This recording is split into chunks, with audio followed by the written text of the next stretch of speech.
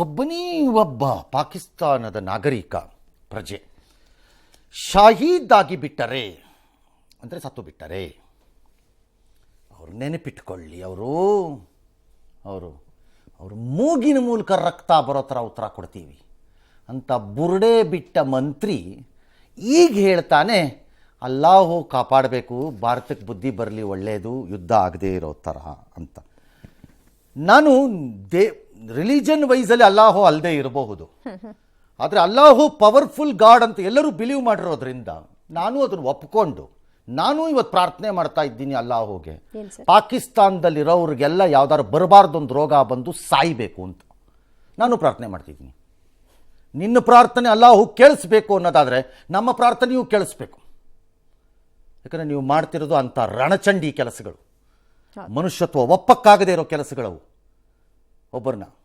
ಹಾಗಾಗಿ ಅಲ್ಲಾಹು ನಿಷ್ಪಕ್ಷಪಾತವಾಗಿ ಕೆಲಸ ಮಾಡೋದೇ ಆದರೆ ಅದಾಗಲಿ, ಅವ್ರಗಳಿಗೂ ಬರಲಿ. ಹೈ ದುರುಳ ತನ್ನ ಜನರನ್ನು ಒಳಕ್ಕೆ ಸೇರಿಸ್ಕೊಳ್ಳೋಕ್ಕಾಗದಿರೋ ಅಯೋಗ್ಯ ಭಿಕ್ಷುಕ ದೇಶ ಮಾತಾಡ್ತಾ ಇದೆ. ನಾವೆಲ್ಲ ದಿನಗಟ್ಟಲೆ ಪ್ರಪಂಚ ತಿಂಗಳುಗಟ್ಟಲೆ ಕಾಲ ಕಳೀತಾ ಇದ್ದೀವಿ. ಇದರಲ್ಲಿ ಹೊಸ್ಕಾಕ್ಬಿಡ್ಬೇಕು ಕಾಚಡಗಳನ್ನು. ಪಹಲ್ಗಾಮಲ್ಲಿ 26 ಜನರ ಬಲಿ ಪಡೆದ ಪಾಕಿಸ್ತಾನದ ಪ್ರಾಯೋಜಿತ ಉಗ್ರರ ದಾಳಿಗೆ ಇವತ್ತು 9ನೇ ದಿನ. ಭಾರತ ಕಾಯ್ತಾ ಇದೆ.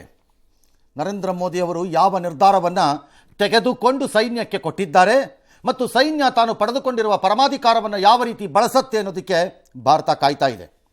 ಈ ಬಾರಿ ಭಾರತ ಮೋದಿಯವರಿಂದಾಗಲಿ ಕೇಂದ್ರದಿಂದಾಗಲಿ ಅಥವಾ ನಮ್ಮ ರಕ್ಷಣಾ ಪಡೆಗಳಿಂದಾಗಲಿ ಮುಲಾಮು ಹಚ್ಚಿಸಿಕೊಳ್ಳಲು ತಯಾರಿಲ್ಲ.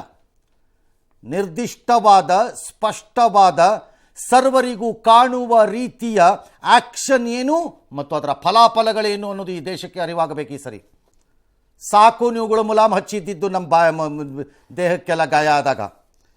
ಭಾರತ ಪ್ರತೀಕಾರಕ್ಕೆ ತಯಾರಿ ನಡೆಸ್ತಾ ಇದೆ ಅಂತೆ ಏನಿಲ್ಲ, ನಡೆಸ್ತಾ ಇದೆ. ರಣಹೀಡಿ ಪಾಕಿಸ್ತಾನ ಆರಂಭದ ದಿನಗಳಲ್ಲಿ ನಾನು ಯಾವಾಗಲೂ ಹೇಳ್ತೀನಿ, ಗುಂಡಿ ಬಿಚ್ಚಿಕೊಂಡು ಓಡಾಡುವ ಬೀದಿ ರೌಡಿ ಥರ ಪವರ್ ತೋರಿಸಿದ್ದ ಪಾಕಿಸ್ತಾನ ಒಂದು ಕಡೆ ಅಮೇರಿಕಕ್ಕೂ ಇನ್ನೊಂದು ಕಡೆ ಚೀನಾಗೂ ಮೊರೆ ಇಟ್ಟಿದೆ.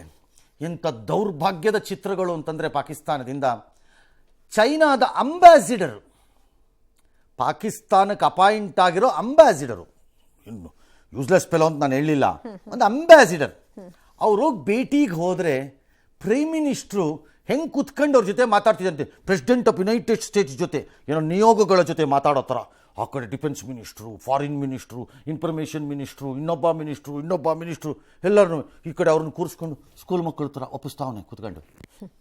ಏ ಭಿಕ್ಷುಕ, ಇನ್ನೂ ಅರಿವಾಗಿಲ್ವಾ ನಿನಗೆ ತನ್ನ ದೇಶದ ಸ್ಥಿತಿ? ಅಲ್ಲನೂ ಕೈ ಹಿಡಿಯೋಕ್ಕೆ ಸಾಧ್ಯನೇ ಇಲ್ಲ ನಿನ್ನನ್ನು, ಯಾಕಂದರೆ ನೀನು ಅಂಥ ಪಾಪಿ ನೀನು. ಇನ್ನು ಹೋಗಿ ಮೊರೆ ಒಟ್ಟಿ ಹೋಗಿದ್ದಾರೆ. ಕೊಳ್ಳಿ, ಯಾರು ಬೇಡ ಅಂದರು. ಅಣ್ವಸ್ತ್ರ ರಾಷ್ಟ್ರಗಳ ಜೊತೆ ಭಾರತ ಅಮೇರಿಕಾದ ವಿದೇಶಾಂಗ ಕಾರ್ಯದರ್ಶಿ ಮಾರ್ಕೋ ರೂಬಿಯೋ ಮಾತಾಡಿದ್ದಾರೆ ನಮ್ಮ ಜೊತೆ. ಅವ್ರ ಜೊತೆ ಮಾತಾಡಿ, ಯಾರು ಬೇಡ ಅಂದವರು. ಅಮೇರಿಕಕ್ಕೆ ನಾವು ಹೇಳ್ತೀವಪ್ಪ, ಹೂತೀಸ್ ಮೇಲೆ ಬಾಂಬ್ ಹಾಕ್ಬೇಡಿ ಅಂತೀವಿ. ಫೋನ್ ಮಾಡ್ಬಿಟ್ಟು ನಾವು ರೂಬಿಯೋ ಒಂದು ಸ್ವಲ್ಪ ಅದು ಸ್ಟಾಪ್ ಮಾಡಿ ಅಂತಂದ್ರೆ ನೀವು ಮಾಡ್ತೀರಾ? ಬೇಡಪ್ಪ, ಮಾಡ್ತೀವಿ ಅಂತಲೇ ಇಟ್ಕೊಳ್ಳೋಣ. ಆಯ್ತಪ್ಪ, ಅಮೇರಿಕ ಚೀನಾ ಹೇಳ್ದಂಗೆ ಡ್ಯಾನ್ಸ್ ಮಾಡೇ ಬಿಡೋಣ ಈ ಸರಿ. ಇದೇ ನಿಮ್ಗೆ ಆದಾಗ ಏನು ಮಾಡ್ತೀರಿ ಹೇಳ್ರಪ್ಪ, ಸಾಕು. ಅಷ್ಟು ಹೇಳ್ಬಿಟ್ರೆ ನಮ್ಮ ಮುಂದೆ ನಾವು ಬಾಯಿ ಮುಚ್ಕೊಂಡು ಹಿಂಗೆ ಹಿಡ್ಕೊಂಡು ಸೈಡ್ಗೆ ಹೋಗ್ಬಿಡ್ತೀವಿ. ಬೇಕಾದ್ರೆ ಬುರುಡೆ ಬಿಡೋಕ್ಕೆ ಎಲ್ಲ ದೇಶಗಳಿಗೂ ಏನಾಗಬೇಕು, ನಿಮ್ಮ ದೇಶಕ್ಕೆ ಆದಾಗ ಗೊತ್ತಾಗಬೇಕು ಅಷ್ಟೇ. ಬಾಯಿ ಮುಚ್ಕೊಂಡು ಯಾಕೆ ಇರಲ್ವಂತೆ ಚೈನಾ ಫಿಲಿಪೈನ್ಸ್ ಮೇಲೆ ಹೋಗ್ತಾ ಇದೆ? ಬಾಯಿ ಮುಚ್ಕೊಂಡು ಯಾಕೆ ಇರಲ್ವಂತೆ ಅಮೇರಿಕ ಹೂತೀಸ್ ಮೇಲೆ ಹೋಗ್ತಾರೆ? ನಿಮ್ಮ ರಕ್ಷಣೆ ವಿಚಾರಕ್ಕೆ ರಕ್ಷಣೆಗೋಸ್ಕರ ಗ್ರೀನ್ ಲ್ಯಾಂಡ್ ಬೇಕು ಅಮೇರಿಕಕ್ಕೆ ಅಲ್ಲ? ಅದನ್ನು ತಗೊಳ್ತೀವಿ. ನೀವೆಲ್ಲ ಬುರುಡೆ ಬಿಡಬೇಡಿ, ನಮ್ಮ ರಕ್ಷಣೆ ಏನು ಅಂತ ನಾವು ಮಾಡ್ಕೋತೀವಿ ಅಂತ ಇರಬೇಕು. ಇನ್ನು ಎರಡೂ ದೇಶಗಳ ಪರಿಸ್ಥಿತಿ ಉಲ್ಬಣ ಆಗ್ದಂಗೆ ನೋಡ್ಕೊಳ್ಳಿ ಅಂತ. ಯಾವನ್ ನೋಡ್ಕೊಳ್ಳೋದು? ನೀವು ಬಂದು ನಿಂತ್ಕೊ ಹಂಗಾರೆ ಉಲ್ಬಣ ಆಗ್ದಂಗೆ ನೋಡ್ಕೊಳ್ಳೋಕ್ಕೆ. ನೆಕ್ಸ್ಟ್ ಟೈಮ್ ಬಂದು ಟೆರರಿಸ್ಟ್ಗಳು ಆ ಕಡೆಯಿಂದ ಈ ಕಡೆ ಕ್ರಾಸ್ ಮಾಡಿ ಹೊಡೆಯಲ್ಲ ಅನ್ನೋಕ್ಕೆ ಮಾರ್ಕೋ ರೂಬಿಯೋ ಒಂದು ಶಾರಾ ಬರೆದ್ಬಿಟ್ಟು ಹಾಕೊಡಪ್ಪ 10 ರೂಪಾಯಿ ಸ್ಟ್ಯಾಂಪ್ ಪೇಪರ್ ಮೇಲೆ. ನೋಡೋಣ, ಸಾಕಾಗೋಗಿದೆ ಇದನ್ನು ನೋಡಿ ನಿಮ್ಮ ಆಟಗಳನ್ನು. ಇಸ್ಲಾಮಾಬಾದ್ನಲ್ಲಿ ಚೀನಾದ ಜೊತೆ ಮಾತಾಡಿದ್ದಾರೆ. ಇತ್ತ ರಾಜನಾಥ್ ಸಿಂಗ್ ಅವರು ಅಮೆರಿಕದ ರಕ್ಷಣಾ ಕಾರ್ಯದರ್ಶಿ, ಭಾರತದಲ್ಲಿ ಮಂತ್ರಿಗಳು, ಅಮೆರಿಕದಲ್ಲಿ ಕಾರ್ಯದರ್ಶಿಗಳು ಎಲ್ಲರೂ. ರಕ್ಷಣಾ ಕಾರ್ಯದರ್ಶಿ ಅಂದರೆ ರಕ್ಷಣಾ ಮಂತ್ರಿ ಹೆಡ್ ಪೀಟ್ ಹೆಕ್ಸಿಟ್ ಜೊತೆಗೆ ಮಾತಾಡಿದ್ದಾರೆ. ಅಮೆರಿಕ ಹೇಳ್ತಿರೋದು ಬಹಳ ಸರಳ, ನಾವು ನಿಮ್ಮ ಜೊತೆ ಇದ್ದೀವಿ ಯುದ್ಧದಲ್ಲಿ ಅಂತ. ಪ್ರಯೋಜನ ಇಲ್ಲ. ಇದು ಹೆಂಗೆ ಅಂದರೆ ಈ ವಾಟಾಳ್ ನಾಗರಾಜ್ ಬಂದು ಕರೆ ಕೊಟ್ಟಾಗ ಕೆಲವರು ನಾವು ನೈತಿಕವಾಗಿ ನಿಮ್ಮ ಜೊತೆ ಇದ್ದೇವೆ, ನೈತಿಕ ಬೆಂಬಲ. ವಾಟಾಳ್ ನಾಗರಾಜ್ ಕರೆ, ಎಲ್ಲರೂ ಬರಬೇಕು ನಾಳೆಯಿಂದ ಬತ್ ಅಂತ ಅವ್ರು ಅಂದ್ಬಿಟ್ಟ ತಕ್ಷಣ ಬೇರೆಯವರೆಲ್ಲ ಬಂದ್ಬಿಟ್ಟು ನಮ್ದೆಲ್ಲ ಬೆಂಬಲ ಇದೆ, ನೈತಿಕ ಬೆಂಬಲ ಅಂತಾರಲ್ಲ, ಹಂಗೆ ಇದು. ನಮ್ಗೆ ಈ ಬೆಂಬಲ ಬೇಡ, ಮಾಡೋದಿದ್ರೆ ಫುಲ್ ಬೆಂಬಲ ಮಾಡಿ, ಇಲ್ದ್ರೆ ಬಾಯಿ ಮುಚ್ಕೊಂಡಿರಿ, ನಾವು ಹೆಂಗೆ ಮಾಡ್ಬೇಕು ಹಂಗೆ ಮಾಡ್ಕೋತೀವಿ. ಅಡ್ಗೋಡೆ ಮೇಲೆ ದೀಪ ಇಟ್ಟಂಗೆ ಹೇಳೋದು ಬೇಡ. ಎಸ್. ಇನ್ನು 26 ಜನರನ್ನ ಅಮೇರಿಕ ಏನು ಹೇಳುತ್ತಂತೆ ಅಂದರೆ, ನಾವು ಉಗ್ರವಾಗಿ ಖಂಡಿಸ್ತೀವಿ, ಉಪ್ಪಿನಕಾಯಿ ಹಾಕೊಂಡು ನೆಕ್ಕಳಣ, ಭಯಾನಕ ಉಗ್ರ ದಾಳಿಯಲ್ಲಿ ಸಾವನ್ನಪ್ಪಿಗೆ ಸಂತಾಪ ಇದೆ. ಹೌದಾ, ಬಾಬಾ ನಿಮ್ಮ ಸಂತಾಪ ಇಲ್ದಿದ್ರೆ ಏನು ಜನ ಭಾರತದಲ್ಲಿ ಸಹಕರಿಸ್ತೀವಿ, ಸಹಕರಿಸಿ. ದಕ್ಷಿಣ ಏಷ್ಯಾದಲ್ಲಿ ಶಾಂತಿ ಭದ್ರತೆಯನ್ನು ಕಾಪಾಡಬೇಕು. ದಕ್ಷಿಣ ಏಷ್ಯಾದ ಶಾಂತಿ ಭದ್ರತೆ ಆಮೇಲೆ ನೋಡೋಣ. ಫಸ್ಟು ಅಲ್ಲಿ ಮೈ ಕೆರ್ಕೊಂಡು ಮೈಯೆಲ್ಲ ಪರ್ಚ್ಕೊಂಡು 24 ಗಂಟೆ ಒಳಗಡೆ ಬುರ್ಡೆ ಬಿಟ್ಟಿದ್ರಲ್ಲಪ್ಪ, ಯುಕ್ರೇನ್ ಯುದ್ಧ ನಿಲ್ಲಿಸ್ತೀವಿ ಅಂತ. ಹೋಗಿ ನಿಲ್ಸ್ರಪ್ಪ, ನೋಡ್ತೀವಿ ಸುಮ್ಮನೆ, ಆಗೋ ಕೆಲಸ ಹೋಗಿ ನಿಲ್ಸ್ರಪ್ಪ ಅಲ್ಲಿ ಹೇಳಿದ್ರಲ್ಲ. ಉಗ್ರ ದಾಳಿಯ ತನಿಖೆಯಲ್ಲಿ ಪಾಕಿಸ್ತಾನ ಸಹಕರಿಸಬೇಕು. ಯಾವ ತನಿಖೆ? ಯಾವನಿಗೆ ಬೇಕು ತನಿಖೆ? ಯಾವ ತನಿಖೆ ಅಂದ್ರೆ ಇನ್ನೂ ನಂಬ್ತಿಲ್ವಾ ಸರ್ ಅವ್ರು? ಯಾರೀ ತನಿಖೆ ಮಾಡೋನು? ಏನು ಟ್ರಂಪ್ ಮಾಡ್ತಾರಂತ ತನಿಖೆನ? ಯಾವನು ತನಿಖೆ ಮಾಡೋನು? ಏನು ತನಿಖೆ? ದಾಳಿಕೋರರು, ಬೆಂಬಲಿಗರು, ಸಂಚುಕೋರರು ಕಟಕಟೆಗೆ ಬರಬೇಕು ಅಂದರೆ ಹೆಂಗೆ? ಎತ್ತಾಕೊಂಬಂದು ಹೊಡಿಬೇಕು ಅಷ್ಟೇ, ಇನ್ನೆಂಗಿಂದನೂ ಬರಲ್ಲ. ಮಾರ್ಕೋ ರೂಬಿಯೋ ಕಡ್ಡಿ ಮುರಿದಂತೆ ಹೇಳಿದಾರಂತೆ ಜೈಶಂಕರ್. ಆಯ್ತು, ನಮ್ಮವ್ರೇನೋ ಹೇಳಿರ್ತಾರೆ, ಇಟ್ಸ್ ಆಲ್ ರೈಟ್. ಪಾಕಿಸ್ತಾನ ಅಮೇರಿಕಕ್ಕೆ ಹೇಳ್ತಂತೆ, ನಿಮ್ಗೆ ಒಂದು ಖಂಡನೆ ಮಾಡೋಕ್ಕಾಗಲ್ವಾ ಅದನ್ನ ಸರಿಯಾಗಿ? ಕೈವಾಡ ಇಲ್ಲ ಅಂತ ಪಾಕ್ PM ಹೇಳಿದ್ರಂತೆ. ನಮ್ಮನ್ನು ಬೇಕು ಅಂತ ಸಿಗಿಸ್ತಿದ್ದಾರೆ ಪಾಕಿಸ್ತಾನದವರು. ನಮಗೆ ಬೇರೆ ಕೆಲಸವಿಲ್ಲ, ಮೈ ಕರ್ಕೊಂಡು ಬರ್ತಾ ಇದ್ದೀವಿ ನಿಮ್ಮ ಹತ್ರಕ್ಕೆ. ಅಯ್ಯೋ ಕೋತಿ ತಗೊಂಬಂದು ಸ್ವತಂತ್ರ ಸಂಸ್ಥೆಯಿಂದ ಪಾಲ್ಗಾಮ್ದು. ಯಾವುದೇ ಅಪ್ಪ ಸ್ವತಂತ್ರ ಸಂಸ್ಥೆ? ಕೋತಿ ಅವ್ನು ಎಲ್ಲರೂ ಸಿಕ್ಕಿದ್ರೆ ನನಗೆ ನಾಲ್ಗೆ ಕಿತ್ತಾಕ್ಬಿಡ್ಬೇಕು ಅವನಿಗೆ. ಸ್ವಾತಂತ್ರ್ಯ ತನಿಖೆ ಅಂತ ಯಾವ ಸ್ವತಂತ್ರ ತನಿಖೆ? ಇಡಿಯಟ್ ಅಂತ ಯಾವನೊಬ್ಬ ಕೇಳಬೇಕಾ ಪಾಕಿಸ್ತಾನ ಪ್ರೈಮ್ ಮಿನಿಸ್ಟ್ರನ್ನ? ಇವನಂತ ಇಡಿಯಟ್ಟನ್ನು ನಾನು ನೋಡೇ ಇಲ್ಲ. ಜೋಕರ್ರು, ಇಡಿಯಟ್. ಇವನು ಬಿಸ್ನೆಸ್ ಮ್ಯಾನ್ ಅಂತೆ. ಯಾವ ಬಿಸ್ನೆಸ್ ಮ್ಯಾನ್ ಇವನು? ಆತ್ಮಸಾಕ್ಷಿ ಇಲ್ಲದ ದಾಳಿನ ಅಮೆರಿಕ ಖಂಡಿಸುತ್ತೆ, ತನಿಖೆಗೆ ಜೊತೆ ಸಹಕರಿಸಿದೆ. ಯಾವ ತನಿಖೆ? ದೇರ್ ಈಸ್ ನೋ ತನಿಖೆ. If Modi or his government agrees and buckles for anything like this, ಆಗ ಭಾರತ ಅದನ್ನು ಏನಂತ ಪರಿಗಣಿಸುತ್ತೆ ಅಂತಂದರೆ, ಭಾರತದ ಬೆನ್ನಿಗೆ ಚೂರಿ ಹಾಕಿದ್ದಾರೆ ಅಂತಾನೆ ಪರಿಗಣಿಸುತ್ತೆ. ಈ ಸರಿ ಒಂದಲ್ಲ ಒಂದು ಇತ್ಯರ್ಥ ಆಗಲೇಬೇಕು. ಅದೆಂಥದ್ದಾರೋ ಹಾಕ್ಕೊಳ್ಳಿ. ಎಸ್, ಏನು ಯುದ್ಧ ಆಗಬೇಕು? ಇನ್ನೂ 1 ತಿಂಗಳು ತಗೊಳ್ರಿ. ವಾರ ಅಲ್ಲ, 1 ತಿಂಗಳೇ ತಗೊಳಪ್ಪ. ಯಾವನ್ ಬೇಡ ಅಂದೋ ನಿಮ್ಮನ್ನು ತಯಾರಿ ಮಾಡ್ಕೊಳ್ಳಿ, ಕರೆಕ್ಟಾಗೇ ಮಾಡ್ಕೊಳ್ಳಿ. ಇನ್ನೂ 1 ಮಂತ್ ತಗೊಳ್ಬೇಕಾರೆ. ಆದರೆ ಈ ಬಾರಿ ಭಾರತಕ್ಕೆ ಈ ಯುದ್ಧ, ಸೋಕಾಲ್ಡ್ ಯುದ್ಧದಿಂದ ಯಾವ ರೂಪದಲ್ಲಿ ಮಾಡ್ತೀರೋ ಗೊತ್ತಿಲ್ಲ ನನಗೆ. ಅದರಿಂದ ಭಾರತಕ್ಕೆ ಏನು ಬೇಕು ಎಂಬುದು ಸ್ಪಷ್ಟವಾಗಿರಬೇಕು ಈ ಸರಿ. ನೀವಿನ್ನೂ 1 ಮಂತ್ ತಗೊಳ್ಳಿ, ಬುರುಡೆ ಬೇಡ ನಮಗೆ. ಆಕ್ಷನ್ ಆಗಲಿ. ನಂಬರ್ 1, ಮೊದಲನೇ ಯುದ್ಧವನ್ನು ನಾವು ಮಾಡಿದಾಗ 60ರಲ್ಲಿ ಗೆದ್ವಿ ಅಂದ್ಕೊಂಡ್ವೆ ಹೊರತು ನಮಗೇನಾಗಲಿಲ್ಲ. ಅದರಿಂದ ಪಾಕಿಸ್ತಾನ ಯಾವ ಪಾಠನೂ ಕಲಿಯಲಿಲ್ಲ. ಎರಡನೇ ಯುದ್ಧದಲ್ಲಿ 70sಲ್ಲಿ ಬಾಂಗ್ಲಾದೇಶ್ಗೆ ಸ್ವಾತಂತ್ರ್ಯ ಸಿಕ್ತೆ ಹೊರತು ನಮಗೇನೂ ಆಗಲಿಲ್ಲ. ಮತ್ತೆ ಪಾಕಿಸ್ತಾನ ಹಾಗೆ ಕಂಟಿನ್ಯೂ ಮಾಡ್ತು. ಕಾರ್ಗಿಲ್ ಯುದ್ಧದಲ್ಲಿ ನಮ್ಮ ದೇಶದೊಳಗೆ ನುಗ್ಗು ಬಂದವ್ರಿಗೆ ರಪ ರಪ ರಪ ರಪ ರಪ ಅಂತ ಹೊಡೆದು ಕಳಿಸ್ಬಿಟ್ವಿ ಅಷ್ಟೇ. ಹೋಗ್ಬಿಟ್ರು ಅಷ್ಟೇ ಕಳ್ಳರು. ನಮಗೇನೂ ಆಗಲಿಲ್ಲ. ಅದರಿಂದ ಕಾಶ್ಮೀರ ಹಾಗೆ ಉಳ್ಕೋತು, POK ಹಾಗೆ ನಿಂತ್ಕೋತು. POKಲಿರೋ ಉಗ್ರರ ನೆಲೆಗಳೆಲ್ಲ ಹತ್ತಿದ್ದಿದ್ದು 100 ಆಯಿತು. ಉಗ್ರರ ಸಂಘಟನೆಗಳು ಕಾಶ್ಮೀರದ ಒಳಗಡೆ ನಾಕಿದ್ದಿದ್ದು 16 ಆಯಿತು. ಏನು ಸಿಕ್ಕಿದೆ ಭಾರತಕ್ಕೆ? ಪುಲ್ವಾಮಾ ಘಟನೆ ಆಯಿತು. ನುಗ್ಗಿ ಬೆನ್ನು ಹೊಡೆದು ಬಂದ್ವಿ, ನುಗ್ಗಿ ಬಲಕೋಟೆಗೆ ಹೊಡೆದ್ವಿ, ಬಂದ್ವಿ. ಏನಾಯಿತು ನಮಗೆ? ಸೊ ಇಂಡಿಯಾ ಎವ್ರಿ ಟೈಮ್ ಪಾಕಿಸ್ತಾನದ ಮೇಲೆ ಯುದ್ಧದಲ್ಲಿ ಅಥವಾ ಯಾವುದೇ ರೀತಿಯ ಸಂಘರ್ಷದಲ್ಲಿ ನಾವು ಜಯವನ್ನು ಸಾಧಿಸಿದ್ದೇವೆ ಎಂಬ ಭ್ರಮೆಯೊಳಗಡೆ ಇದ್ದರೂ ಭಾರತಕ್ಕೆ ಅದರಿಂದ ಯಾವ ಲಾಭನೂ ಆಗಿಲ್ಲ. ಭಾರತದ ಯಾವ ಸಮಸ್ಯೆಯೂ ಈಡೇರಿಲ್ಲ. ಹಾಗಾಗಿ ಈ ಬಾರಿ this has to be clear if we are going for a full fledged war. ಇಲ್ಲ ಪುಲ್ವಾಮಾ ಟೈಪೇ ಇದುವೇ ಒಂದು ಹಿಂಗೆ ಆರ್ಬಿಟಲ್ 2 ಬಾಂಬು 3 ಟೆರರಿಸ್ಟ್ಗಳ ನೆಲೆಗಳಿಂದ ಧ್ವಂಸ ಅಂದ್ಬಿಟ್ಟು ವಾಪಸ್ ಬರೋದಾದರೆ ಇಷ್ಟೊಂದು ಪೋಸು ಬಿಲ್ಡಪ್ಪು ಬೇಡ. ಜನ ಒಪ್ಪಲ್ಲ. ಇಷ್ಟೊಂದು ಪೋಸು ಬಿಲ್ಡಪ್ ಎಲ್ಲ ಬೇಕಾಗಿಲ್ಲ. Otherwise if it is A full fledged war across the international border and LOC, Punjab, Rajasthan, Gujarat, Jammu Kashmir ಉದ್ದಕ್ಕೂ ನಡೆದೇ ಹೋಗ್ಬಿಡ್ಲಿ. ಇದ್ರೆ ನಮಗೇನು ಬೇಕು ಅನ್ನೋದು ಇತ್ಯರ್ಥ ಆಗಬೇಕು. ಈ ಸರಿ ನನಗನ್ಸೋದು, ಒಬ್ಬ ಸಣ್ಣ ಭಾರತೀಯ ಪ್ರಜೆಯಾಗಿ ದಕ್ಷಿಣ ಭಾರತದ ಮೂಲೆಯಲ್ಲಿ ಕೂತಿರೋ ನನಗನ್ಸೋದು ಇಷ್ಟೇ, ಮೂರೇ ಸಾಕು ನಮಗೆ. ಇನ್ನೆಂದಿಗೂ ಬಾಲ ಬಿಚ್ಚಬಾರ್ದು ಉಗ್ರರ ವಿಚಾರದಲ್ಲಿ, ಅಲ್ಲಿ ಒಳಗಡೆ ಆಶ್ರಯ ಕೊಟ್ಕೊಂಡು. ನಂಬರ್ 2, ಕಾಶ್ಮೀರದ ವಿಷಯ ಇತ್ಯರ್ಥವಾಯಿತು. ಓಕೆ. ನಂಬರ್ 3, ಪಾಕ್ ಆಕ್ಯುಪೈಡ್ ಕಾಶ್ಮೀರ ನಮ್ಮ ಧರ್ಮ, ನಮ್ಮ ಹಕ್ಕದು. ಆ ಹಕ್ಕನ್ನು ಸ್ಥಾಪನೆ ಮಾಡ್ತಾ ಇದ್ದೀವಿ, ಆ ಭಾಗ ನಮಗೆ ಬಂದು ಸೇರ್ಕೋಬೇಕು. ಈ ಮೂರಾಗಬೇಕು ಅಷ್ಟೇ. ಟ್ಯಾಂಜಿಬಲ್ ಆಗಿ ನಮಗೆ ಈ ಸರಿ ಪ್ರಾಫಿಟ್ಸ್ ಈ ಥರದ್ದು ಯಾವ್ದಾದ್ರು ಬರದೇ ಇದ್ದರೆ ಕತ್ತೆ ಕಾಯೋಕ್ಕೆ ಯುದ್ಧ ಮಾಡಬೇಕೇನು ಇದನ್ನ? ಮತ್ತು ಅದೇ ಥರದ್ದಾದರೆ this is what India should ask. Bharat ಈ ಬಾರಿ, ಅದು ಕೇಂದ್ರ ಸರ್ಕಾರನೂ ಆಗಿರಲಿ, ಯಾರೂ ಆಗಿರಲಿ, ಅವ್ರು ಮಾಡ್ತಾರೆ ಅನ್ನೋ ನಂಬಿಕೆ ನಮಗಿದೆ. ಬಟ್ ಇದನ್ನು ನಿರೀಕ್ಷೆ ಮಾಡ್ಬೇಕು ನಾವು ಈ ಸರಿ. ಭಾರತಕ್ಕೆ ಇನ್ನೂ ಒಂದು ತಿಂಗಳು ತಗೊಳ್ಳಿ ಬೇಕಾರೆ, no problem. No problem. Yes. ಭಾರತ ತನ್ನ ವಾಯುಮಾರ್ಗವನ್ನು ಪಾಕಿಸ್ತಾನಕ್ಕೆ ನಿರ್ಬಂಧಿಸಿದೆ. ಪಾಕಿಸ್ತಾನ ಕರಾಚಿ, ಲಾಹೋರ್ ವಾಯುಮಾರ್ಗ ಬಂದ್ ಮಾಡಿದ್ದ ಬೆನ್ನಲ್ಲೇ ಭಾರತ ಕೂಡ ನಿರ್ಬಂಧಿಸಿತು. ಜಲಮಾರ್ಗ ನಿರ್ಬಂಧನೆಗೂ ಕೂಡ ಈಗ ಗಂಭೀರ ಚಿಂತನೆಗಳಾಗ್ತಾ ಇದೆ. ಇನ್ನು ವಾಯುಮಾರ್ಗ ಬಂದ್ನಿಂದ ಪಾಕಿಸ್ತಾನಕ್ಕೆ ಏನೆಲ್ಲ ದುಷ್ಪರಿಣಾಮಗಳು ಆಗಲಿದೆ ಅನ್ನೋದನ್ನು ನೋಡೋಣ. ಭಾಳ ದೊಡ್ಡದಲ್ಲ ಆ್ಯಕ್ಚುಲಿ, ಆನೆಸ್ಟ್ಲಿ. ಒಂದು $60-70 ಮಿಲಿಯನ್ ಲಾಸ್ ಆಗುತ್ತೆ ಒಂದು ದೇಶಕ್ಕೆ ವರ್ಷದಲ್ಲಿ ಅನ್ನೋದಾದರೆ ಏನು ದೊಡ್ಡ ಅಮೌಂಟ್ ರೀ ಅದು ಒಂದು ದೇಶಕ್ಕೆ. 60 ಮಿಲಿಯನ್ ಬೇಡ, 100 ಮಿಲಿಯನ್, 800 ಕೋಟಿ ಡಾಲರ್, ಅಮೆರಿಕನ್ ಡಾಲರ್ ಆದರೆ 800 ಕೋಟಿ.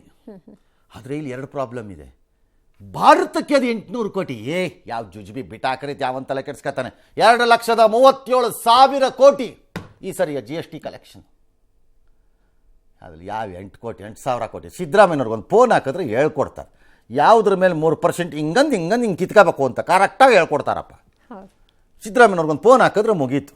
Siddaramaiah and DK Shivakumar are the best experts today in the country how to increase taxes and ಹೇಗೆ ಅದನ್ನು ಡಿಫೆಂಡ್ ಮಾಡಬೇಕು ಅಂತ ಫೋನ್ ಹಾಕಿದ್ರೆ ಆಯ್ತಾ. ನವಾಜ್ ಶರೀಫು ಹಾಕ್ಬೋದು ಬೇಕಾರೆ, ನಂಬಕ್ಕೆ ಬರಲ್ಲ. ಆಮೇಲೆ ಇವ್ರು ಹೇಳ್ಕೊಡಲ್ಲ ಬಿಡಿ, ಇವರು ಆ ವಿಚಾರದಲ್ಲಿ ಇವರು ಬ್ರೂ ಟಫ್, ಹೇಳ್ಕೊಡಲ್ಲ. ದೊಡ್ಡದಲ್ಲ 800 ಕೋಟಿ. ಬಟ್ ಪಾಕಿಸ್ತಾನಕ್ಕೆ ದೊಡ್ಡದು, ಭಿಕ್ಷುಕನಿಗೆ ದೊಡ್ಡದು. ಈಗಾಗಲೇ ಸಂಕಷ್ಟ. 5 ಸ್ಟಾರ್ ಭಿಕ್ಷುಕನಿಗೆ ದೊಡ್ಡದಲ್ಲದೆ ಇರ್ಬೋದು, 10 ರೂಪಾಯಿ ಯಾರು ಕೊಡದೇ ಇದ್ದರೆ. ಸಿಂಪಲ್ ಟೆಂಪಲ್ ಮುಂದೆ ಕೂತಿದ್ದಾಗ 8 ಅಡಿ ಕೊಡೋ ಟೆಂಪಲ್ ಮುಂದ್ಗಡೆ ಭಿಕ್ಷುಕನಿಗೆ ಯಾರು ಒಬ್ರು ₹5 ಕೊಡ್ತಾ ಇದ್ದವ್ರು ಕೊಡಲ್ಲ ಅಂತ ಅಂದ್ಬಿಟ್ರೆ ರಿಸ್ಕ್, ಲಾಸ್. ಬಟ್ ಬಹಳ ಜನ ಅಂತ ಇದ್ದಾರೆ ಪಾಕಿಸ್ತಾನದ ಮೇ 23ರವರೆಗೆ ಮಾರ್ಗ ಬಂದು. ಟೇಕ್ ಫಾರ್ ಎಕ್ಸಾಂಪಲ್ ಲಾಹೋರ್ನ ಮೇಲ್ಗಡೆ, ಅಂದರೆ ಈಗ ಜಮ್ಮು ಕಾಶ್ಮೀರದ ಬಾವುಟವನ್ನು ನಿಮ್ಮ ಮುಂದೆ ಸುಮ್ಮನೆ ನಿಮ್ಮ ಕಣ್ಣು ಮುಂದೆ ಬರಲಿ ಅಂತ ತೋರಿಸ್ತಾ ಇದ್ದೀನಿ, ಕರೆಕ್ಟ್ ಅಲ್ವಾ? ಎಡ್ಜಲ್ಲಿ ಲಾಹೋರ್ ಇದೆ, ಅಲ್ಲಿಗ ಮೇಲ್ಗಡೆ ಕಾಶ್ಮೀರದಿಂದ ಮೇಲಕ್ಕೆ. ಅಲ್ಲಿಂದ ಕೌಲಾಲಂಪುರ್ಗೆ ಕೆಳಕ್ಕೆ ಬರಬೇಕು ಅಂದ್ಕೊಳ್ಳಿ, ಮೇಲಿಂದ. ಅಂದರೆ ಭೂಪಟದಲ್ಲಿ ಹೇಳ್ತಿರೋದು, ಭೂಮಿಲಿ ಮೇಲೆ ಕೆಳಗೆ ಅಂತೇನಿಲ್ಲ, ಅಲ್ಲಿ ಭೂಪಟದಲ್ಲಿ ಹೇಳ್ತಿದ್ದೀನಿ. ಭೂಪಟದಲ್ಲಿ ಅದು ಹಿಂಗೆ ಕೆಳಗೆ ಬರಬೇಕು ಅಂದರೆ ಕೆಳಗೆ ಬರಬೇಕು. ಇಡೀ ಇಂಡಿಯಾ ಕ್ರಾಸ್ ಮಾಡಿಕೊಂಡು ದಿಲ್ಲಿ ಮಾರ್ಗವಾಗಿ ಕೆಳಕ್ಕೆ ಬಂದು ಅದು ಕೌಲಾಲಂಪುರ್ಗೆ ಹೋಗ್ತಿತ್ತು, ಅಥವಾ ಅಲ್ಲಿ ಸೈಡಲ್ಲಿ ಬ್ಯಾಂಕಾಕ್ ಹೋಗ್ತಿತ್ತು. ಹೀಗೆ ಆಗ್ನೇಯ ಸೌತ್ ಈಸ್ಟ್ ಸೈಡ್. ಈಗ ಅದಕ್ಕೆಲ್ಲ ತಿರ್ಕೊಂಡು ಚೈನಾ ಮೇಲೆ ಹೋಗ್ಬಿಟ್ಟು ಆ ಕಡೆಯಿಂದ ವಿಯೆಟ್ನಾಂ ಕಡೆ ರೌಂಡ್ ಹೊಡ್ಕೊಂಡು ಬಂದು ಇಲ್ಲಿಗೆ ಬರಬೇಕು. 2-2.5 ಗಂಟೆ ಕಾಲ ಎಕ್ಸಸ್ ಆಗುತ್ತೆ, ಅನುಭವಿಸ್ಬೇಕು ಅವ್ರು. ನಾವೇನು ಮಾಡೋಕ್ಕಾಗಲ್ಲ. ಅದಕ್ಕೆ ನಮಗೂ ಆಗುತ್ತೆ ಕೆಲವು ಸರಿ, ಒಂದು 2-3 ರೂಟ್ಸಲ್ಲಿದು ನಮಗೂ ಆಗುತ್ತೆ, ನಮಗೂ ಆಗಲ್ಲ ಅಂತೇನಿಲ್ಲ. ಸರಿ, 32 ವಿಮಾನ ಒತ್ತಡದಲ್ಲಿದಂತೆ. ಯಾರು ಒತ್ತಡ? ಪಾಕಿಸ್ತಾನ್ ಇಂಟರ್ನ್ಯಾಷನಲ್ ಏರ್ಲೈನ್ಸ್ PIAಗ? ಅಯ್ಯೋ ಹೋಗಿ ಹತ್ಲ ಕಡೆಗೆ. ಪಾಕಿಸ್ತಾನ್ ಇಂಟರ್ನ್ಯಾಷನಲ್ ಏರ್ಲೈನ್ಸು 4 ತಿಂಗಳು 6 ತಿಂಗಳು ಯಾರು ಖರೀದಿ ಮಾಡದೆ ಹೋದರೆ 8 ಲೀಟ್ರು ಫ್ಯೂಯಲ್ ಹಾಕಕ್ಕೆ ದುಡ್ಡಿಲ್ರಪ್ಪ. ಪಾಕಿಸ್ತಾನಿನೇ ಭಿಕ್ಷುಕ ದೇಶ ಆಗಿದ್ರೆ ಬಡವರು, ಕಡು ಬಡವರು ಅಂತ ಇಲ್ವಾ ನಮ್ಮಲ್ಲಿ ಕ್ಯಾಟಗರಿ? ಹಂಗೆ ಪಾಕಿಸ್ತಾನ ಭಿಕ್ಷುಕ ದೇಶ, ಅತಿ ಭಿಕ್ಷುಕ ದೇಶ ಇದು ಕಂಪನಿ ಅಂತಿದ್ರೆ ಏರ್ಲೈನ್ಸೇ. 4 ಸರಿ ಟೆಂಡರ್ ಕರೆದಿದ್ದಾರೆ, ಒಬ್ಬನು ಅಪ್ಲಿಕೇಶನ್ ಆಗ್ತಾ ಇಲ್ಲ ಅದಕ್ಕೆ. ಬಂದ್ ಮಾಡ್ಕೊಳ್ರಿ, ಕಾಸಾರು ಉಳ್ಕೋಬೋದು. ಆ ಪರಿಸ್ಥಿತಿ. ಎಸ್. ಇನ್ನು ಕಂತ್ರಿ ಕುತಂತ್ರಿ ಪಾಕಿಸ್ತಾನ ವಿರುದ್ಧ ಭಾರತ ಪ್ರತ್ಯಕ್ಷವಾಗಿ ಯುದ್ಧ ಸಾರದಿದ್ರೂ ಪರೋಕ್ಷವಾಗಿ ನೀರಿಲ್ಲದಂತಹ ಮಿನ್ನಂತೆ ವಿಲವಿಲ ಒದ್ದಾಡುವಂತೆ ಮಾಡಿದೆ. ನೆಲ, ಜಲ, ವಾಯು ಪ್ರದೇಶದಲ್ಲೂ ಕೂಡ ಭಾರತದ ಕ್ರಮದಿಂದಾಗಿ ಪಾಕಿಸ್ತಾನ ಆರ್ಥಿಕವಾಗಿ ತಲ್ಲಣಿಸಿದೆ. ಈಗಾಗಲೇ ಪಾಪರಾಗಿದ್ದ ಪಾಕಿಸ್ತಾನ ಮತ್ತಷ್ಟು ದಿವಾಳಿ ಆಗ್ತಾ ಇದೆ. ಪದೇ ಪದೇ ಕೆಣಕ್ತಾ ಇದ್ದ ಪಾಕಿಸ್ತಾನಕ್ಕೆ ಈ ಬಾರಿ ಭಾರತ ಸರಿಯಾಗಿ ಪೆಟ್ಟನ್ನು ಕೊಟ್ಟಿದೆ. ಯಾವ ರೀತಿಯಲ್ಲಿ ನೋಡೋಣ. ಭಾರತದಿಂದ ಒಂದು 5,000 ಕೋಟಿ ಮೌಲ್ಯದ ಸರಕು ರಫ್ತಾಗ್ತಿತ್ತು, ಇನ್ನು ಹೋಗಲ್ಲ. ಪಾಕಿಸ್ತಾನ ಕ್ಲಾಸ್ ಯಾಕೆ ಆಗಬೇಕದು? ನಮ್ಮಿಂದ ಬರ್ತಿತ್ತು, ಬೇರೆ ಎಲ್ಲಿಂದ ನಾವು ತರಿಸ್ಕೋಬೇಕು. ನಾವೇನು ಫ್ರೀ ಕೊಡ್ತಾ ಇದ್ವಾ? ಇಲ್ಲ, ಏನಿಲ್ವಲ್ಲ. ಆದರೆ ಎಕನಾಮಿಕ್ಸಲ್ಲಿ ಆ ರೇಟಿಗೆ ಬರುತ್ತಾ ಅಂತ ನೋಡ್ಬೇಕೀಗ. ಓಕೆ, ಇದೇ ರೇಟಲ್ಲಿ ಸಿಗುತ್ತಾ, ಇನ್ನೂ ಜಾಸ್ತಿ ಆಗುತ್ತಾ? ಈಗ ಮಂಡ್ಯ ಹತ್ರ, ನೆಲಮಂಗಲದ ಹತ್ರ, ಚಿಕ್ಕಬಳ್ಳಾಪುರದ ಹತ್ರ, ಬೆಂಗಳೂರು ಹತ್ರ ತರಕಾರಿ ಬೆಳೀತಾ ಇದ್ದಾರೆ, ಕೋಲಾರದಲ್ಲಿ ಬೆಳೀತಾರೆ, ಬೆಂಗಳೂರಿಗೆ ಸಪ್ಲೈ ಆಗುತ್ತೆ. ಅದರ ಎಕನಾಮಿಕ್ಸೇ ಬೇರೆ. ಹೌದು. ಇಲ್ಲ ಬಂದಿಲ್ಲೆಲ್ಲ ಒಂದೇ ಒಂದು ಟಾಟಾ ಕೊಡಲ್ಲ ಅಂತ ಆಗ್ಬಿಡ್ತು ಅಂತ ಇಟ್ಕೊಳ್ಳೋಣ. ಬಿಜಾಪುರದಿಂದ ಬರಬೇಕು ಅಂತಾಗತ್ತೆ. ಓಕೆ, ಎಕನಾಮಿಕ್ಸೇ ಬೇರೆ ಆಗುತ್ತೆ. ದಾಟ್ ವಿಲ್ ಹರ್ಟ್ ಪಾಕಿಸ್ತಾನ. ಓಕೆ, ನಾವೇನು ಪುಕ್ಕಟೆ ಕೊಡ್ತಿರಲಿಲ್ಲ. ಪಾಕ್ಗೆ ಒಂದು 9,900ರಿಂದ 1,250 ಕೋಟಿ ನಷ್ಟ ಆಗುತ್ತೆ. ಕೃಷಿ ವಲಯಕ್ಕೆ ಒಂದು 400 ಚಿಲ್ಲರೆ ಕೋಟಿ. ನದಿ ಒಪ್ಪಂದ ರದ್ದತಿ ಅಥವಾ ಬಯನ್ಸಲ್ಲಿ ಇಟ್ಟಿರೋದ್ರಿಂದ 24 ಕೋಟಿ ಜನರ ನೀರು, ಅನ್ನಕ್ಕೆ ಸಂಕಟ. ಪ್ರಮುಖವಾಗಿ ನಾನು ಅವತ್ತೇ ಹೇಳಿದೆ, ಲಾಹೋರ್ ಸಿಟಿನೇ ಡಿಪೆಂಡ್ ಆಗಿದೆ ಅದರ ಮೇಲೆ ಅಂತ. ಪ್ಲಸ್ ಅಗ್ರಿಕಲ್ಚರಲ್ಲೂ ಎಲ್ಲರಿಗೂ ಗೊತ್ತಿದೆ. ಪಾಕಿಸ್ತಾನದ 170 ಲಕ್ಷ ಹೆಕ್ಟೇರ್ ಭತ್ತ, ಹತ್ತಿ ಬೆಳೆಗೆ ಹೊಡೆತ ಆಗುತ್ತೆ. ನನಗಿನ್ನೂ ಗೊತ್ತಾಗ್ತಿಲ್ಲ ಅಂತಿಮವಾಗಿ ಈ ನೀರು ನಿಲುಗಡೆ ಕಾರ್ಯಕ್ರಮ ಯಾವ ಪರಿಪ್ರಮಾಣದ ರೂಪದಲ್ಲಿ ಜಾರಿಗೆ ಬರುತ್ತೆ ಅನ್ನೋದು. But none of the point ಏನು ಅಂತಂದರೆ, ಆ್ಯಸ್ ಐ ಹ್ಯಾವ್ ಅಂಡರ್ಸ್ಟುಡ್, ನನಗೆ ಪ್ರಾಬ್ಲಮ್ ಏನು ಅಂದರೆ, ಇಂಡಿಯಾ ಎಂಥ ಕೀ ಹಿಡ್ಕೊಂಡು ಕೂತಿದೆ ಅಂತಂದರೆ, ಇದರಲ್ಲಿ ಬೇಕು ಅಂದಾಗ ಪಾಕಿಸ್ತಾನದ ಕೆಳ ಪ್ರಾಂತ್ಯಗಳಲ್ಲಿ ಬರ ತರ್ಬೋದು, ಬೇಕು ಅಂದಾಗ ಕೀ ತಿರುಗಿಸ್ಬಿಟ್ಟು ಪ್ರವಾಹ ತರ್ಬೋದು. ಬಿಕಾಸ್ ದಿ ಹೈಡ್ರೋ ಡೇಟಾನ ನಾವು ಶೇರ್ ಮಾಡಲ್ಲ ಇನ್ನು ಮುಂದಕ್ಕೆ. We will not share the data. ನಾವು ಡಾಟಾ ಶೇರ್ ಮಾಡಲ್ಲ. ಹಾಗಾಗಿ ಅವ್ರಿಗೇನು ಗೊತ್ತಾಗಲ್ಲ, ಕಣ್ಣಲ್ಲಿ ಕತ್ಲೆಯಲ್ಲಿ ಕೂತಿರ್ಬೇಕು ಅವ್ರುಗಳು. ಹಾಗಾಗಿ ಇದು ಎಲ್ಲಿವರೆಗೆ ಹೋಗುತ್ತೆ, ಎಷ್ಟು ನೀರನ್ನ ಹೀಗೆ ತಡೀತಾರೆ ಅನ್ನೋದು ನನಗೆ ಇನ್ನೂ ಐಡಿಯಾ ಇಲ್ಲ. Will have to wait. But ತಡೆಯೋದ್ರಲ್ಲಿ 20% ತಡೆದ್ರು ಅಂತಾನೆ ಇಟ್ಕೊಳ್ಳೋಣ. For example, I am talking, ಬರ್ಬಾದ್ ಆಗೋಗ್ತಾರೆ ಪಂಜಾಬ್ ಪ್ರಾಂತ್ಯದಲ್ಲಿ. ಆಲ್ರೆಡಿ ಪಂಜಾಬ್ನಲ್ಲಿ, ಸಿಂಧ್ ಮತ್ತು ಬಲೂಚಲ್ಲಿ ಆಲ್ರೆಡಿ ಫೈಟಿಂಗ್ ಸ್ಟಾರ್ಟ್ ಆಗೋಗಿದೆ ಜನರದ್ದು. ನಾನು ಇಲ್ಲಿಗೆ ಬರೋಕ್ಕೆ ಮೊದಲು ಒಂದಷ್ಟು ಸಣ್ಣ ಪುಟ್ಟ ಸ್ಟಡಿ ಮಾಡ್ಕೋಬೇಕಲ್ಲ, ಆಗಲೇ ಗಲಾಟೆ ಸ್ಟಾರ್ಟ್ ಆಗಿದೆ ಅಲ್ಲಿ ಜನರದ್ದು. ಏನು ಗಲಾಟೆ? ಸಿಂಧ್ ಮತ್ತು ಬಲೂಚ್ ಪ್ರಾಂತ್ಯದ ಜನರದ್ದು ಗಲಾಟೆ ಏನು ಅಂದರೆ, ಮೊದಲೇ ನೀರು ಕಡಿಮೆ ಆಗಿದೆ, ಈ ಪಂಜಾಬ್ನವ್ರು ಎಲ್ಲ ನೀರು ಎತ್ಕೊಂಡು ಹೋಗ್ತಾರೆ ಅಂತ. ಅಲ್ಲಿಯ ಪಂಜಾಬ್ ನಮಗಲ್ಲ,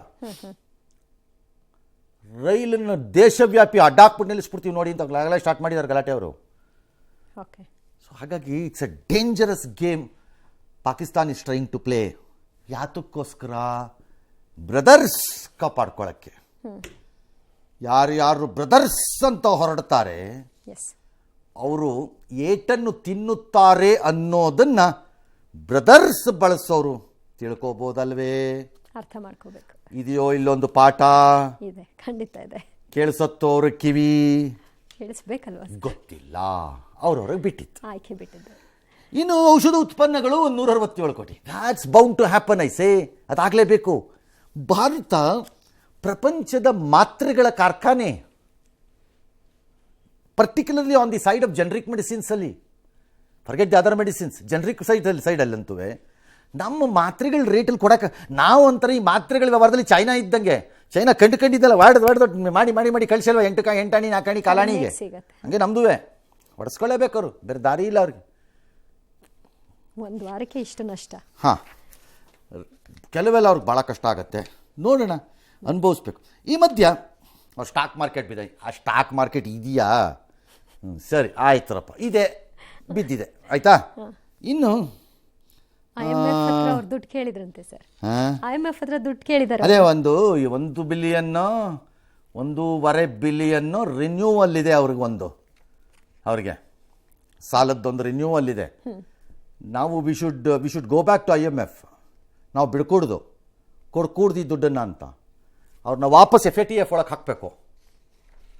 FATF ಅಂತಂದರೆ ಗ್ರೇ ಲಿಸ್ಟಲ್ಲಿ ಅಕ್ಕಂದು ಪಟ್ಟಿಗೆ ಹಾಕಬೇಕು ಅವ್ರನ್ನ ವಾಪಸ್ಸು. ಯಾಕೆ ಹಾಕಬೇಕು ಅಂದರೆ ಭಯೋತ್ಪಾದನೆಗೆ ಲಿಂಕ್ಡ್ ಲೋನ್ ಇತ್ತದು. ಎಲ್ಲ ಅಲ್ಲಿಗೆ ಹಾಗಾಗಿ ಅದನ್ನು ವಾಪಸ್ ಲಿಂಕ್ ಮಾಡಿಸ್ಬೇಕು. Bharat should fight. ಸೋಲ್ತೀವೋ ಗೆಲ್ತೀವೋ ಅದಾಗೋದಕ್ಕೂ ಮೊದಲೇ ಆಗ ಕೊಡಬಾರ್ದು ಅವ್ರನ್ನ. 80 ಕೋಟಿ ಕಡಿತ ಮಾಡಿದ್ದಾರೆ ಸರ್. 80 ಕೋಟಿ ಕಡಿತ ಮಾಡಿದ್ದಾರೆ, ಕೊಡ್ತೀವಿ ಅಂದಿದ್ರಲ್ಲಿ ಕಡಿತ ಮಾಡಿದ್ದಾರೆ. ಕೊಡಲೇಬಾರ್ದು. ಇನ್ನೂ ಒಂದಿದೆ ರಿನ್ಯೂವಲ್ಲು. ಈಗ ಒಂದು ಕಾಲ್ ಬಿಲಿಯನ್ ಏನೋ ಒಂದಿದೆ ರಿನ್ಯೂವಲ್ ಇದೆ. ಎಸ್, ನಾವು ಭಾರತ ಕೊಡ್ತಾ ಇರುವ $1.25 ಬಿಲಿಯನ್. ಅಯ್ಯೋ ಹಣೆ ಬರವೆ. ಅದೇನ್ರಿ ದೇಶನೇನ್ರಿ? ಎಲ್ಲ ಕಡೆನೂ ಇವಾಗ ಕೈ ಚಾಚಬೇಕಾದ ಪರಿಸ್ಥಿತಿ. ಇನ್ನು ಭಾರತ ಕೊಡ್ತಾ ಇರುವ ಪ್ರತೀಕಾರದ ಪಂಚ್ಗೆ ಪಾಕಿಸ್ತಾನ ಪತ್ರಗುಟ್ಟು ಹೋಗಿದೆ. 24ರಿಂದ 36 ಗಂಟೆಯೊಳಗೆ ಭಾರತ ದಾಳಿ ಮಾಡಿಬಿಡುತ್ತೆ ಅಂತ ಪಾಕಿಸ್ತಾನ ಈಗ ಹೇಳ್ತಾ ಇತ್ತಲ್ಲ, ಈಗ ದೇವರ ಮೊರೆ ಹೋಗಿದೆ. ಅಲ್ಲಾಹುನೇ ಯುದ್ಧ ನಿಲ್ಲಿಸಬೇಕು ಅಂತ ಪಾಕ್ನ ರಕ್ಷಣಾ ಮಂತ್ರಿ ಖವಾಜಾ ಆಸಿಫ್ ಆತಂಕದಲ್ಲಿದ್ದಾನೆ. ಇನ್ನು PPP ಪಕ್ಷದ ಮುಖ್ಯಸ್ಥ ಬಿಲಾವಲ್ ಭುಟ್ಟೋ ಜರ್ದಾರಿ ಮಾತ್ರ ರಕ್ತದ ಮಾತಾಡಿದನ್ ಸರ್. ಅವನು ಯುದ್ಧ ನಡೆದೇ ತೀರುತ್ತೆ ಅಂತ ನೋಡಿದ್ರೆ ಕಾಣುತ್ತಲ್ಲ ಮಕ್ಕದಲ್ಲೆಲ್ಲ ರಕ್ತ. ಚೆನ್ನಾಗಿದೆ. ಎಂದಾದರೂ ಕಷ್ಟಪಟ್ಟಿಯೇನೆಲ್ಲ ಕೋತಿ? ಒಂದಿನ ಬೆವರು ಸುರಿಸಿದೀಯಾ ಜೀವನದಲ್ಲಿ? ಬೇರೆಯವ್ರ ರಕ್ತ ನೀನು ನಮ್ಮ ದೇಶದಲ್ಲಿರೋ ಕುಟುಂಬದ ಥರಾನೇ ಒಂದಿನ ಬೆವರು ಸುರಿಸಿದೀಯಾ ಯಾವತ್ತಾದರೂ? ರಕ್ತ ಹರಿಯುತ್ತೆ. ಇನ್ನೊಂದು ಸರಿ ಹೇಳ್ತೀನಿ ಅಂತಾನಂತೆ. ಯಾರ ರಕ್ತ? ಸಿಂಧು ನದಿ ಅವ್ರದಂತೆ. ಅಯ್ಯೋ ಕೋತಿ, ಆಗಲೇ army appears to have taken over ಪಾಕಿಸ್ತಾನನ್ನ. ಶಬಾಷ್ ಶರೀಫ್ ಅಲ್ಲಿರೋ ಪ್ರೈಮ್ ಮಿನಿಸ್ಟರ್ಗೆ ಡೋಂಟ್ ಕೇರ್ ಮಾಡ್ದಂಗೆ ಕಾಣಿಸ್ತಾ ಇದೆ ಆರಂಭದ ವಿಚಾರಗಳಲ್ಲಿ. ಈಗ ನೋಡಿದ್ರೆ ಮೇಲ್ನೋಟಕ್ಕೆ 2-3 ದಿನದಿಂದ ಯಾಕುವೆ ನಿಮ್ಮ ಅಮ್ಮಂದೆಲ್ಲೋ ಒಂದು ಫ್ಲ್ಯಾಟ್ ಇರಬೇಕು ಲಂಡನ್ನಲ್ಲಿ. ಹೋಗಿ ಸೇರ್ಕೊಂಡ್ಬಿಡು. ಇಲ್ಲ, ಕಸ ಗೀಸ ಒಡಿಸಿ ಕರ್ಟನ್ ಎಲ್ಲ ಸರಿ ಮಾಡಿಸ್ಕೊ. ಬೇಕಾಗಿ ಬರ್ಬೋದು. ಯಾಕೆ ಗೊತ್ತಾ? ಆರ್ಮಿನವರು ಇಮ್ರಾನ್ ಖಾನ್ ಜೊತೆ ಮಾತುಕತೆ ಸ್ಟಾರ್ಟ್ ಮಾಡಿದ್ದಾರೆ. ಅವರು ಗೊತ್ತು ನೀನೊಬ್ಬ ಹುಳು ಕ್ರಿಮಿ ಅಂತ. Army has already started talking to Imran Khan. ನಿನ್ಗೆ ಯಾವತ್ತು ಕಾದಿದೆಯೋ? ಇನ್ನವನೇನಪ್ಪ ಅಲ್ಲಾಹು ಅಕ್ಬರ್ ಹೇಳ್ದವನು, ಇದು ಹೇಳ್ದವನು ಪಾಪ. ನೋಡ್ರಪ್ಪ, वो ये न समझ ले कि हमारे 27 नागरिकों का जान लेकर ये लड़ाई जीते हो। मैं सभी आतंक फैलाने वालों को कहना चाहता हूं कि लड़ाई का अंत नहीं है, एक मकाम है। हर व्यक्ति को चुन चुन कर जवाब भी मिलेगा। जब ನಮಗೂ ಅದೇ ಸಾರ್ ಬೇಕಾಗಿರೋದು. ಹೊಡಿಬೇಕು, ಕೊಡಿ. ಅವನ ಬುಟ್ಟೋ ಪಟ್ಟೋ ಮಟ್ಟೋ ಕಟ್ಟೋ ಅವೆಲ್ಲ ತಲೆ ಕೆಡಿಸ್ಕೊಬೇಡಿ ನೀವು. ಯಾಕಂದ್ರೆ ಅವನಿಗೆ ಒದೆಯಕ್ಕೆ ಅಲ್ಲೇ ಇದ್ದಾರೆ ಜನ, ಒದಿತಾರೆ ಅವನಿಗೆ. ಮತ್ತು ಅವ್ರ ಅಮ್ಮಂಗೆ ಬಾಂಬ್ ಹಾಕ್ದಂಗೆ ಇವನಿಗೂ ಒಂದಿನ ಹಾಕ್ತಾರೆ. ತಲೆ ಕೆಡಿಸ್ಕೊಬೇಡಿ ಅದನ್ನು. ಇಲ್ದಿರ ಯಾವತ್ತು ಇವ್ರನ್ನ ಜೈಲಿಗೆ ಹಟ್ತಾರೋ ಯಾವುದೋ ಒಂದು ಕೆಟ್ಟ ಕೇಸಲ್ಲಿ, ಗೊತ್ತಿಲ್ಲ. Act of war. ನೀವು ಬುರ್ಡ ಬಿಟ್ಬಿಟ್ರೆ ಕೂತ್ಕೊಂಡು ಕೇಳಕ್ಕಿಲ್ಲ, ಯಾರು ರೆಡಿ ಇಲ್ಲ ಇಲ್ಲಿ. ಸರ್ POKಗೆ ನುಗ್ಗಿ ಹೊಡಿರಿ ಅಂತ ಕೂಡ ಹೇಳಿದ್ದಾರೆ. ಹೇಳೋರು ಏನು ಬೇಕಾದ್ರೂ ಹೇಳಿ. ಇಲ್ಲಿ 2 ಥರ ಇದೆ. ಒಂದು ಸೈಡಲ್ಲಿ ನಿಂತ್ಕೊಂಡು ಸುಮ್ಮನೆ ಎತ್ಕಟ್ಟಿ ಮಜಾ ನೋಡುವ ಗುಂಪು. ಸುಮ್ಮನೆ ಎತ್ಕಟ್ಟಿ ಮಜಾ ನೋಡೋ ಗುಂಪು. ಇನ್ನೊಂದು ಗುಂಪಿದೆ, ಸೀರಿಯಸ್ ಆಗಿ ಕೆಲಸ ಮಾಡ್ತಿರುತ್ತವ್ರೆ. ಆ ಕಡೆ ಈ ಕಡೆ ಯಾರೇನು ಹೇಳಿದ್ರು ಕೆಲ್ಸ್ಕೊಳ್ಳದೆ ಇರೋ ಗುಂಪದು. ಇನ್ನೊಂದು ಗುಂಪಿದೆ. ಆ ಗುಂಪು ಏನು ಅಂದರೆ, ನಾನು ಇದೆಲ್ಲ ಹೇಳದೆ ಇದ್ರೆ ಯಾರು ಏನು ಅನ್ಕೊಂಡ್ಬಿಡ್ತಾರೋ ಅಂತ. ಹಿಂದೆ ಒಂದು ಜೋಕ್ ಇತ್ತು ನಮ್ಮ ಹತ್ರ, ನಾವೆಲ್ಲ ಪೇಪರಲ್ಲಿರೋ ಟೈಮಲ್ಲಿ. ಕಾವೇರಿ ಗಲಾಟೆ ಸ್ಟಾರ್ಟ್ ಆದ ತಕ್ಷಣ ತಮಿಳು ಸಂಗಮ್ ಅಂತ ನಮ್ಮ ಬೆಂಗಳೂರಲ್ಲಿ ಒಂದು ತಮಿಳು ಸಂಘ ಇದೆ. ಅವರೇ ಫಸ್ಟು ಒಂದು ಪ್ರೊಟೆಸ್ಟ್ ಮಾಡ್ತಾ ಇದ್ದಿದ್ದು, ಕಾವೇರಿ ನಮ್ಮದು ಅಂತ ಮಾಡೋರು ಒಂದು ಪ್ರೊಟೆಸ್ಟು. ಪಾಪ ನಿಜವಾಗ್ಲೂ ಮಾಡೋರು ಅವರು. ನಾಟಕಿ ಅಲ್ಲ ಪಾಪ ಅವ್ರು ನಿಜವಾಗ್ಲೂ ಮಾಡೋರು. ಫಸ್ಟ್ ಅವರೇ ಮಾಡ್ತಾ ಇದ್ದಿದ್ದು. ಒಂದು ಬಾವುಟ ಇಟ್ಕೊಂಡು ಹೊರಟು ಬಿಡೋರು, ಕಾವೇರಿ ನಮ್ಮದು ಅಂತ. ಅದೊಂದು ಜೋಕ್ ನಮಗಿತ್ತು. ಅಲ್ಲ ಇವರೇ ಫಸ್ಟ್ ಹೊರಟು ಬಿಟ್ರಲ್ಲ ಅನ್ನೋರೆಲ್ಲ. ಹೀಗೆ ಕೆಲವರು ಇರ್ತಾರೆ. ಇಂಥದ್ದೆಲ್ಲ ಆದಾಗ ಫ್ರಂಟಲ್ಲಿ ಬಂದು ಮಾತಾಡೋದು ಸುಮ್ಮನೆ. ಒಂದು ಹೊಡೆದ್ರೆ ಸಾಕು, ಆಗಲ್ಲ ಸರ್, ಕಾಲೇ ಕತ್ತರಿಸ್ಬೇಕ ನನ್ನ ಮಗನಿಗೆ, ಬಿಡಬಾರ್ದು ಸರ್ ಅವ್ನಿಗೆ ಅನ್ನೋ ಟೈಪಲ್ಲಿ ಇರ್ತಾರೆ ಇವರು. ಸುಮ್ಮನೆ ಬಿಲ್ಡಪ್. ಅದೊಂದು ಗುಂಪಿದೆ. ಇವನನ್ನು ಯಾವ ಗುಂಪಿಗೆ ಹಾಕಬೇಕೋ ನೀವು ಆ ಗುಂಪಿಗೆ ಹಾಕೊಳ್ಳಿ. ಡಿಸೈಡ್ ಮಾಡಿ.